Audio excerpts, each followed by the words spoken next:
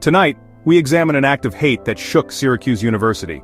On September 24, 2025, members of the Zeta Beta Tau fraternity, a group with a proud Jewish heritage, gathered to celebrate Rosh Hashanah. Their evening of reflection and community was shattered when an outsider entered their house uninvited. The intruder carried a bag of pork, deliberately chosen to offend, and hurled it inside, splattering the walls and floor.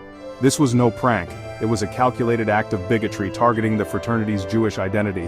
The timing, during a sacred holiday, made the violation even more painful. For the students, their sanctuary was breached, their beliefs attacked. The message was clear. Even in moments of faith, intolerance can intrude. The university, known for its diversity, was forced to confront the reality of antisemitism on campus.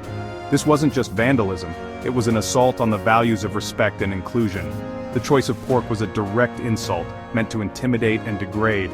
The incident left the community shaken, questioning their safety and belonging. It's a stark reminder that hate can surface anywhere, even in places meant to foster understanding. The fight against bigotry is far from over. This act demands a response, not just from the university but from all of us. Why pork? In Judaism, pork is strictly forbidden by religious law. For centuries, abstaining from pork has been a core part of Jewish identity. Using pork as a weapon is a direct attack on that identity, loaded with historical trauma. Throughout history, oppressors have used pork to humiliate and persecute Jews.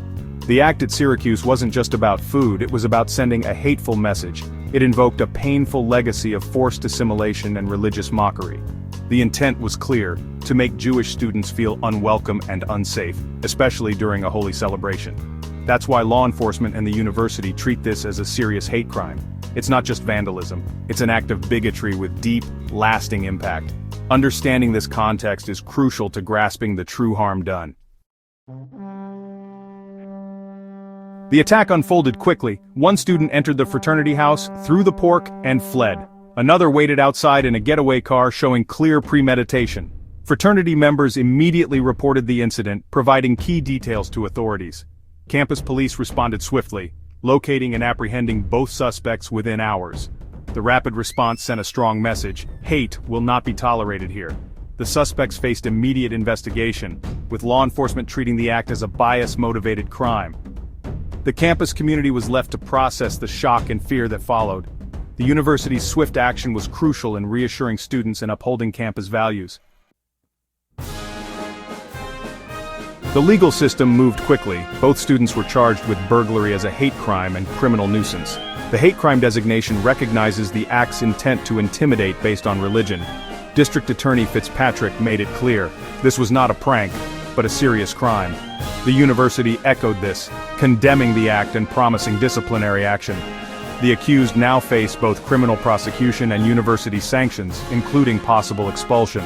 This dual approach underscores the gravity of hate crimes on campus. The consequences are severe, sending a message that bigotry will be met with real repercussions. Both the law and the university stand united against hate. Accountability is essential to protecting the values of respect and inclusion. The effects of this hate crime go far beyond legal consequences. For Zeta Beta Tau, their sense of safety and belonging was shattered. Hate crimes target identity, leaving victims feeling isolated and vulnerable. The impact ripples outward, making other minority students feel unsafe. A single act of hate can poison the campus atmosphere, eroding trust and community. That's why strong leadership and support are vital for healing and rebuilding. The challenge is to create a campus where respect and empathy are the norm, and hate has no place. The responsibility to stand against bigotry belongs to everyone.